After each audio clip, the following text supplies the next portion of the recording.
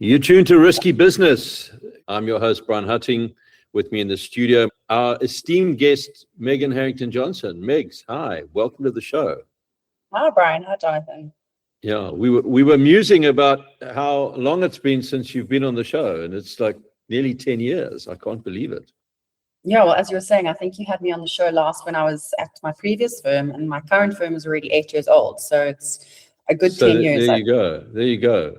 So really great to have you. And as always, the program centers on powerful leadership, on self-leadership, on living a life well lived, and just good news mostly at the helm of it. And I mean, you've got such a wonderful life story on so many levels, incorporating both big challenges and great victories. You know, I'd love you to just share with the listeners a little bit about the fun side of you, the mad swimming side of you, as well as we'll dip into the legal side of you, and then also your life as a mom, you know. Yeah, sure. So you're right, actually. When I think about it, and I have to tell you, it does also seem a bit wild, but in my youth, in my younger days, I was a very competitive swimmer, and I fell out of love with swimming at a period of time, I think, during university, and didn't compete for a while, and then landed up getting back into open water swimming when I was doing my articles in Johannesburg. And I joined a group of crazy people called the Mad Swimmers, and they used to do swims all around the world that were sort of Guinness World Record attempts that nobody had ever done before. And as part of that time in my life, I swam on almost every continent all around the world, doing incredibly silly, stupid things in aid of various South African children's charities, which was amazing, and a really exciting part of my life that I look back on very fondly. I don't think I would do any of it now that I have children, but I do miss it, and those adventures and extremes. So some of them, I remember you had a few firsts in the bag. I mean, your swim out and around and back from Robben Island was a first, wasn't it? Yeah, that was the first circumnavigation of Robben Island. So we swam from Big Bay to Robben Island, around it, and then back. I think it was about 24 kilometers. I can't remember offhand, but it was a long way to swim in very cold water. And there were only 3 of us in the water at the time. So it was quite scary. And I'm petrified of sharks. So that was even more terrifying.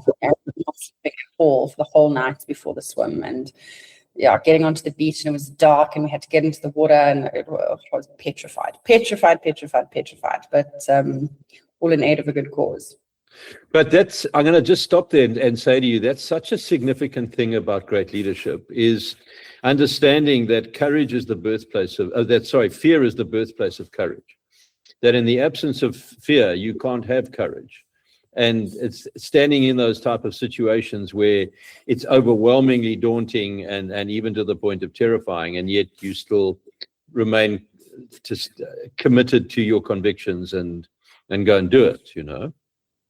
Look, I'm not someone to back down from a challenge, so I had set my mind to it, and it was happening. And I remember the night before, we were all staying in a guest house, and a guy who is a personal mentor to me, who I think you're also going to have on the show in some time, John Craven, he was swimming with me, and he's who encouraged me to start all of these swims. We both bumped into each other in the lounge at sort of 2 o'clock in the morning, both of us not being able to sleep, both of us petrified, but knowing that we were going to do it, whatever, come hell or high water, basically. And you swam around Ibiza. That was a first. Yes, we swam around Ibiza. It wasn't in one go. We did it over 4 days. So we swam in a daytime shift, and then we would sleep on a boat at night. So it was an average of about 25 kilometers a day for 4 days. It worked out to about 100 kilometers. We had some gnarly encounters on that swim, jellyfish and the like. It was very hot, but beautiful, and an amazing thing to be able to do. Not the typical thing that people go to Ibiza for. Yeah, I mean, we could spend a whole show just talking about your swims. Not to leave out Mount Kenya, wasn't it? Where technical climb, never done a technical climb before, and off you go happily buy your crampons and all the rest of it and get up the mountain and climb the face and go and swim on the lake at the top. I mean, that just was mind-blowing for me, I've got to say. And I got that call up very last minute, and I remember being sent the list of what I needed to go buy and walking into the camping store and not even knowing what half of the things on the list were. But yeah, we managed that. It was a feat. But at the same time, you've gone out and started a fantastic business.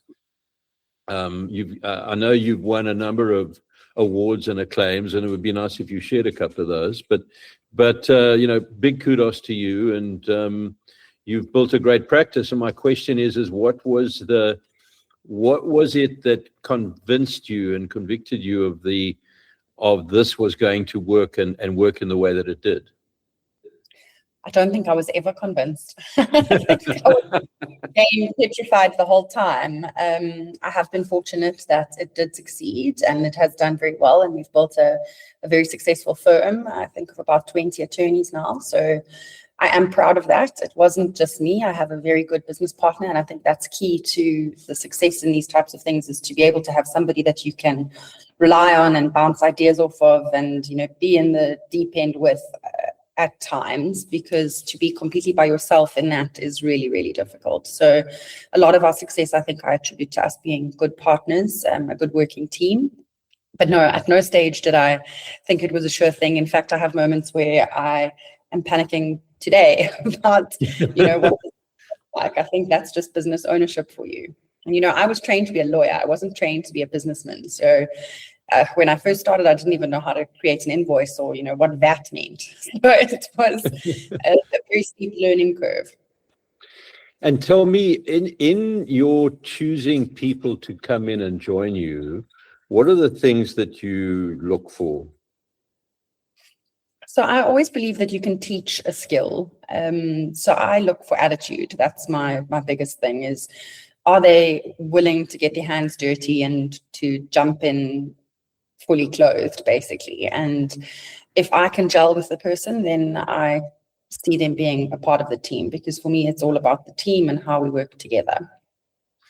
And for you, I could articulate a whole lot of them, but I'd love you to sort of share what for you are the really significant differentiators and distinguishing features of your practice, because you've got a great team of people who are seriously committed and deliver great service. And what is it that brings that all together?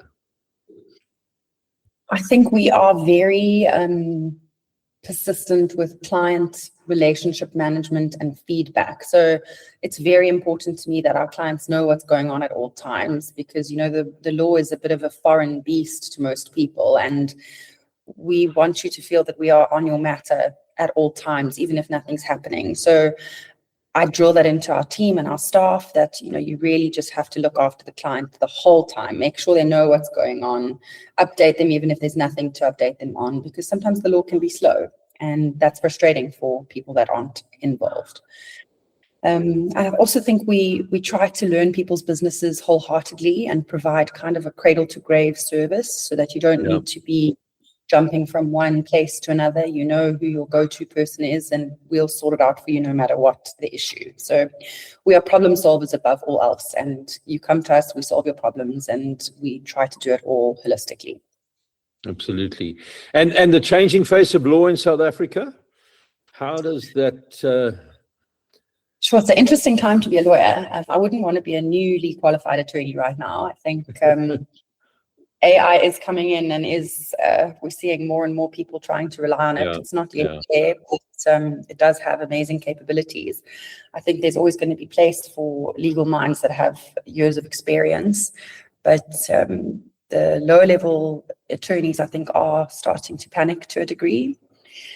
Our courts are slowly catching on. We've got online systems now, at least in Gauteng, so there's no more printing of bundles and driving them to the High Court. We are able to upload things onto Caseline and manage documents on an online portal, which is really great. So it is an exciting time to be practicing. I'm enjoying it. I can't say that it's stagnant. No, not at all. And the legislation that's coming through. I mean, I don't want to go down a slippery slope or murky path, but do you think it's going to be upheld?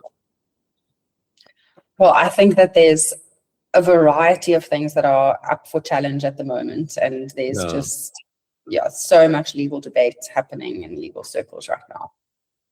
I'm sure. And are you seeing a flow of talent out of South Africa? Not so much at the moment. In fact, I'm seeing quite a few people returning.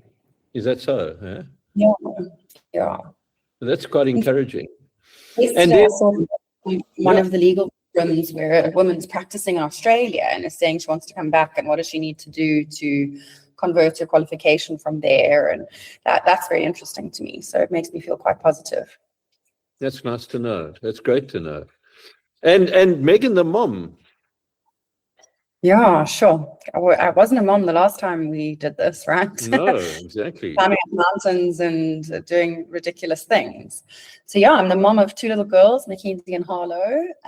They are 4 and 5 years old, so very close together. So they fight like cat and dog, but they also love each other a lot. And they are lovely little things. They're actually sick this week, which hasn't been ideal. So, but I think it's just a dose of flu. Everyone's fine. Mackenzie had a rough start to life. She was diagnosed with leukemia when she was 4 months old. So we had a rough ride with her. But in fact, this month, she is 5 years post-diagnosis. So they deem her cured, in inverted commas. That is so beautiful and so wonderful. And gosh, so in and through that then, I mean, what for you have been the most unexpected lessons in life? I think just that your life can change on a dime, from 1 second to the next, your life can just do a 180. And my father-in-law always says, you are one doctor's call away from your life changing forever. And that's really very true, not only in a negative sense, because things happen and things are ever changing and ever evolving, and you can get through a lot more than you realize you are capable of. I've found this in my life that you discover in certain juncture points that there are people who you thought were your absolute stalwart friends, and then weren't. And other times where, or even simultaneously, there were people you never expected who just stepped up to the plate and were there for you in a way that you just could never have imagined.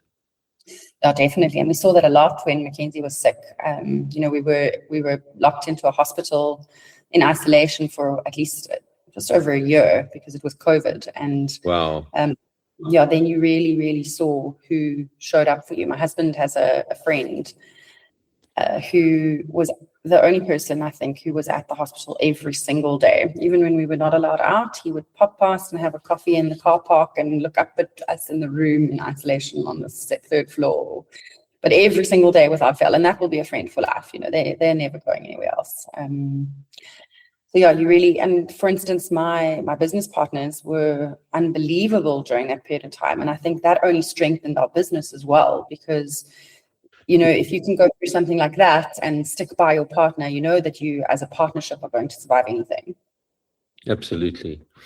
And HJW Attorneys, let's share some of the awards. What have you've been a host? I know that. I'd actually have to look at my email signatures to tell you, but I think we've won an award every year since 2019, and we only were founded in 2018. So it's our first award that we won was Boutique Law Firm of the Year for South Africa, which was amazing. And then we've been a Boutique Law Firm of the Year finalist and contestant for sort of the last 4 years. And now we are actually no longer in the category of Boutique Law Firm because we are too big. So last year we were actually won Family Law Firm of the Year because we've got a really great family law practice.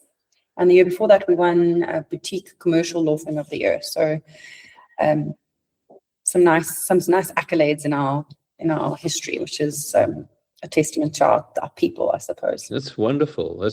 And tell me something in that world of family law. Are you seeing any improvement in divorce rates, or are they going up or going down? Yeah, unfortunately not. It's an epidemic. There's so many divorces on the go. It's insane. That's one of our busiest departments is our family law team. There's a lot of antenuptial contracts being done as well. Sure.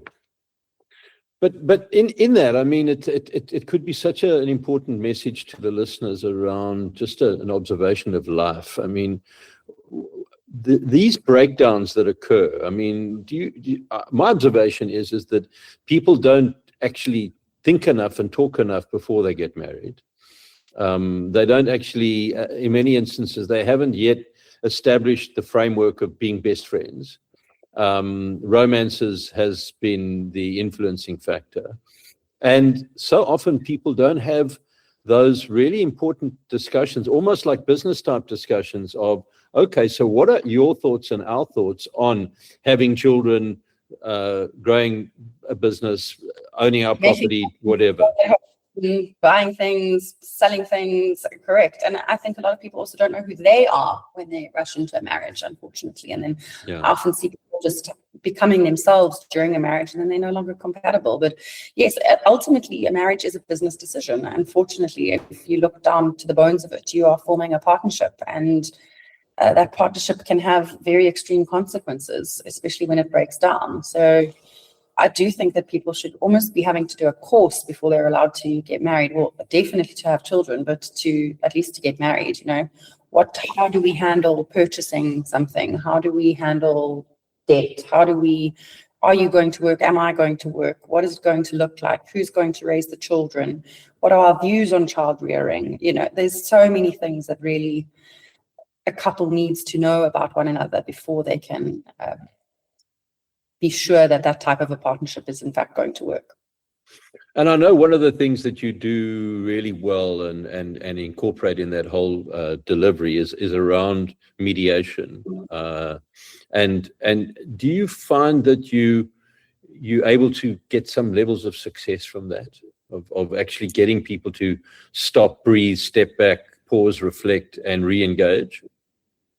So the Gauteng High Court has actually made mediation mandatory now in all litigious disputes. So you have to at least attend to mediation before you can approach the court, which is a nice idea. In practice, it poses a lot of problems for us. But we do see a lot of disputes being resolved through mediation. It unfortunately takes two willing partners, though, to try to resolve something. But I think the costs of litigation are prohibitive in most instances. And so ultimately, that is the best route to go. And we've got amazing mediators that we do work with, that we refer out to all the time. I'm not doing too much mediation in my personal capacity at the moment, but it is something that I do believe in. And just out of interest, the sort of ratio of divorces being as a result of infidelity versus incompatibility? I mean, what is...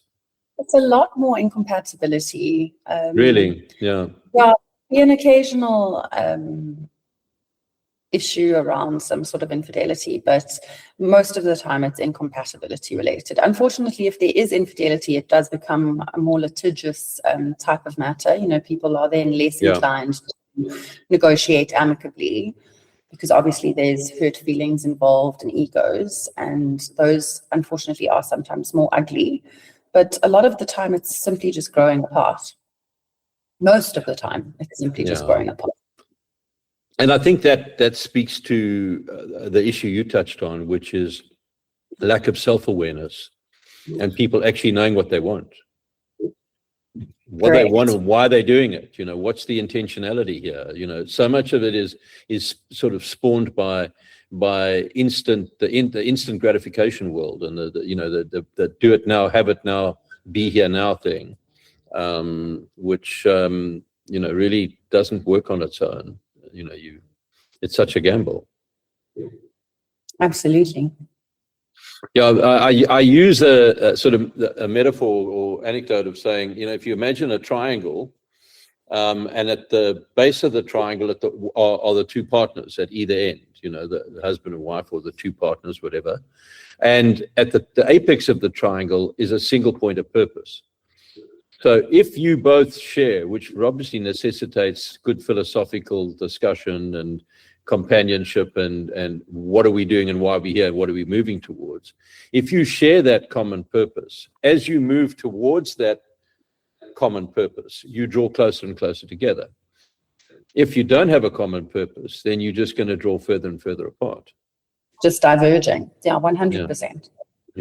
And it's so surprising. But the challenge is, I think there are a couple of things. I think that less people are involved in formal religion as of historically, where you'd have a minister or a priest or a rabbi or whoever would be for guidance and marriage counseling and let's do this thing, let's make sure this is all done right and properly and upfront and well, and also just schools, parents, teachers don't teach life planning, they don't teach goal setting, they don't teach relationship management. And so you come into the world educated, informed, qualified and clueless, and then go into life and wonder why some of these things don't work out. And the tragedy, of course, is when there are children involved. Yeah, it's unfortunately a reality that I see every day. I think you shared with me the stat that the largest family unit in South Africa is a single mom. I think I did. I don't know what the stats are at this point in time, but it's probably still true. That's a tough one. So what's next for Meg? I don't know. I had my eyes set on comrades, but I think it's going to wait a year. Not ready for this year. So I've got to tick that box at some point in time, and next year is the 100th. So that's definitely on the horizon. So I'm just doing some running because that's what fits into my mom work schedule. I can go before everybody's awake and get it out of the way.